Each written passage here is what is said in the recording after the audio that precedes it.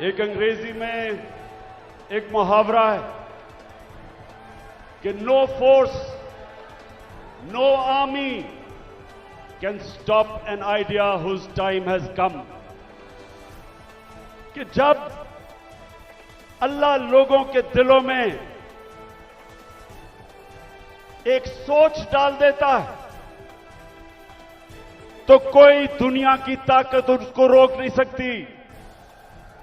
आप कंटेनर्स रखें, 2000 हमारे कारकुनों को आपने छापे मार के जेलों में डाल दिया, ये जलसा फेल करने के लिए। खौफ और हिरासा फैलाया हुआ, सारे रास्ते में कंटेनर्स रख दिए। लेकिन जब अल्लाह लोगों के दिलों में एक सोच डाल देता है, कोई कंटेनर, कोई पुलिस, कोई रेंजर, कोई नहीं रोक सकता उनको। और ये कौम, मैं अल्लाह का खास शुक्र इसलिए भी अदा करता हूं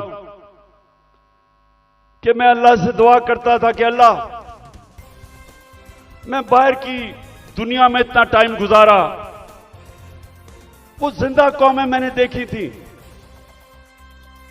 मैंने लोगों को जुल्म के सामने खड़े होते देखा है, नाइंसाफी के सामने। मैंने बाहर के लोगों को अमर बिल मारूफ पे चलते देखा है, बुराई के खिलाफ खड़े हुए हैं, अच्छाई के साथ खड़े हुए हैं। लेकिन मैं अपनी कौम में ये नहीं देखता था